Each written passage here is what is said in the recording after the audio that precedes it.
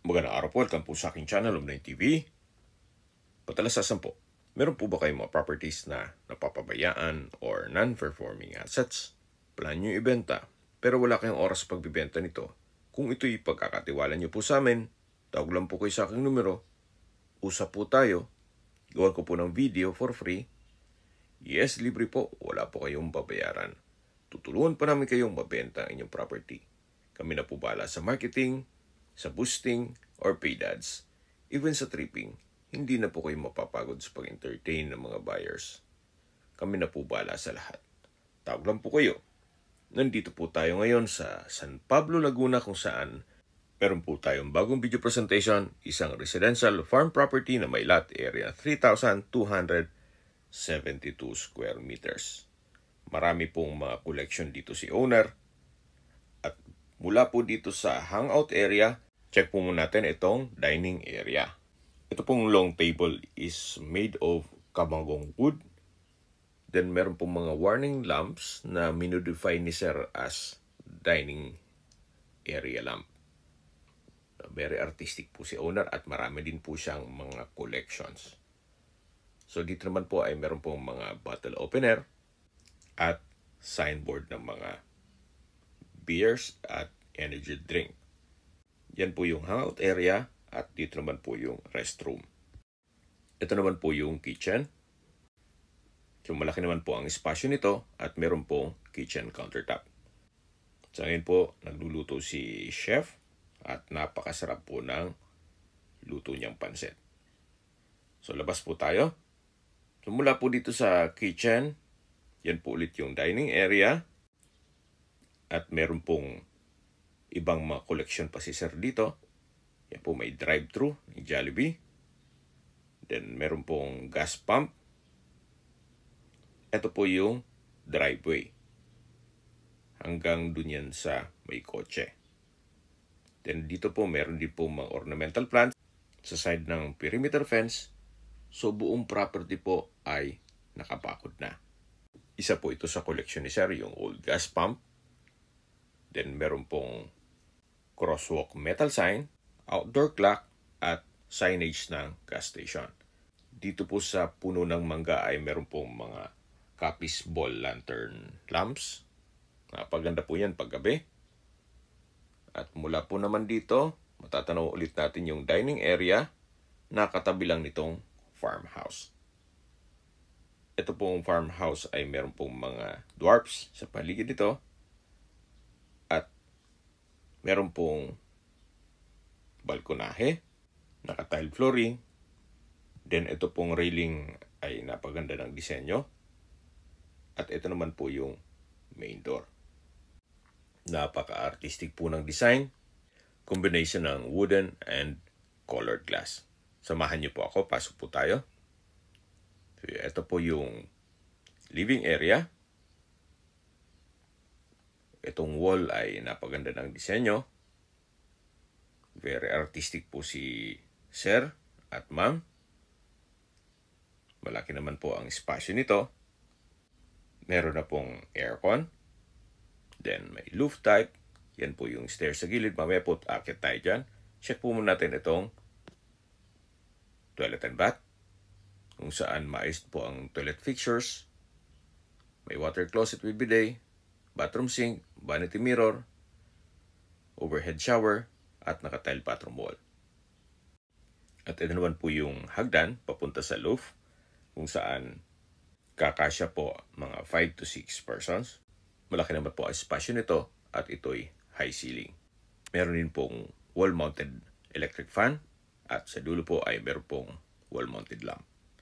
Baba po tayo dito sa kabilang stairs. Nandito po ulit tayo sa living area. Yan po yung main door. At yung sa dulo po, galing na tayo dyan, kung saan meron pong common toilet and bath. Dito po sa baba ay malaki din ang espasyo. So ito po yung bedroom. Sa espasyo, sakto lang po, hindi naman siya ganun kaliit at hindi naman ganun kalaki. So industrial finish lang po yan.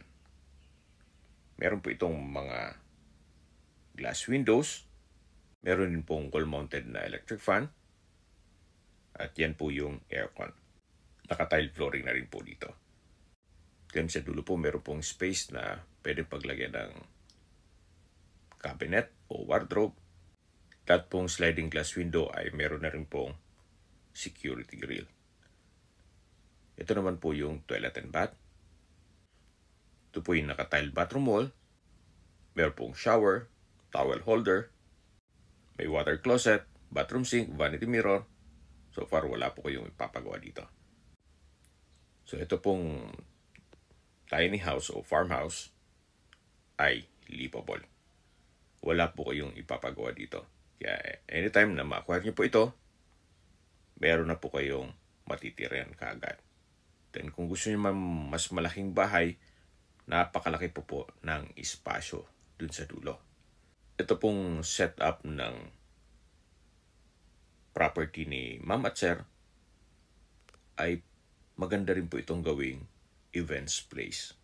Kung mga small occasion, actually even malaking okasyon, kaya pong ma-accommodate kung mga 100 guests, gawa ng dun po sa dulo ay napakalaki pa ng espasyo. Then mag-invest pa po kayo ng swimming pool, then mga cabanas o rooms sa dulo, pwede na po itong maging resort. So wala pa po tayo sa kalahati nitong property. Yan po yung farmhouse. Dito naman po yung open space. Dito po sa driveway ay may pine tree. Marami din pong mga fruit-bearing trees dito sa loob ng property. Gaya ng mangga, rambutan, santol, lansones, langka, at marami pa pong iba. Yan po, tunghayin nyo po itong napagandang property na kung saan marami po kayong pwedeng i-project dito para ito'y maging income generating. At hindi lang po doon, mapapansin nyo naman, napakatahimik po ng lugar, sariwang hangin, at malamig po ang klima. Meron din pong water tank in case ng water shortage. Meron pong gazebo. Then may mga pathway papunta yan sa dulo. Dito po napakalaki pa ng space na pwede pong lagyan ng mga rooms kung sakaling gagawin nyo itong private farm resort. Then sa dulo po, malaki pa ang espasyo kung lalagyan nyo ng swimming pool. Yan po yung pathway. Then, ito po yung chapel. Malaki naman po ang espasyo nito. Maayos din ang mga roofings. Open concept lang po siya. Kung gusto pong mag-nilay-nilay o magdasal, may place na po kayo para dito. Gawa ng napakatahimik po nitong lugar. Sa mga nag-skip po ng video, ito pong property ay nasa San Pablo, Laguna at may lot area na 3,272 square meters. Ito po ay isang developed farm property na meron pong farmhouse at mga amenities. May access na rin po dito ng tubig, kuryente at internet provider. Possible po itong maging income generating, gawa ng napaganda po nitong gawing events place. Or kung ayaw nyo mang events place, pwede rin pong gawing staycation business o di kaya'y resort o farm resort. Nakabakod na po buong property at punong-puno ito ng mga fruit-bearing trees. At ang kagandahan pa po dito, patag na patag po ang lupa, kaya usable po lahat. Wala pong masasayang. Meron na rin po ditong basketball court. Half court lang po siya. Actually, kahit retirement home nyo na lang po ito. Kung bibisitahin man kayo ng inyong anak o apo, hindi po sila maboboard gawa ng meron na po mga lipangan dito. At hindi lang po doon, yung bahay po ay open concept lang kaya marami pong kakasya doon. Kahit maliit lang po yon. Then dito po ay marami pa pong mga fruit-bearing trees. Matatanaw nyo. At another structure or gazebo na may duyan. Then meron pong mga collection pa si sir dyan sa loob. So lahat ng gamit na nakikita nyo ay kasama po yan. So except na lang sa ibang personal stuff ni owner. So yan po yung mga collection ni sir. At dito naman sa bubong maayos pa. Meron din pong mga antigong bintana. Made of copies. Yan po yung lumang plate numbers na galing sa ibang bansa. May lumang telepono, TV, at kung ano-ano pa. Actually, masarap din matulog dito pag tanghali habang nagpapahinga kayo o nagsisiesta. So mula po dito sa gazebo, yan, matatanaw natin yung duyan. At dito naman po, mayroon pong lampara. Sa Bicol po, yan ang tawag namin dyan. At mula po dito, matatanaw natin yung basketball court. Yan, meron pong lumang telephone booth ng Digital, isa sa mga collection ni sir. Uso po yan mga 1990s. Then meron pong playground. Then another structure na pwede pong lagyan ng bubong. Then extension ng hangout area.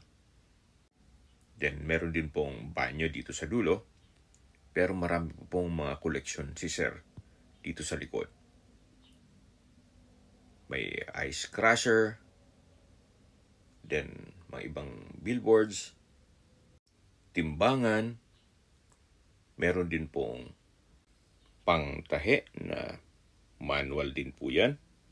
Actually, ngayon lang ako nakakita niyan. So, dito po may mga barrel. Then, may lamp at plancha at kayura ng nyog. Malamang marami po kayong maaalala dito sa mga kagamitan na to. Especially kung laking probinsya po kayo. Pero iba pa rin yung naranasan ng hard life at dun po tayo nagiging strong ang personality natin. Dito naman po sa side na to ay may kitchen countertop na unfinished na pwede rin yung ipagawa din yan. Check po muna natin itong toilet and bath. Kung saan napaka-artistic po nitong handle. Yan po yung handle ng gas pump. Then, ito pong mga tiled bathroom wall. Napaganda ng disenyo. Sa dulo po ay meron pong copies na window.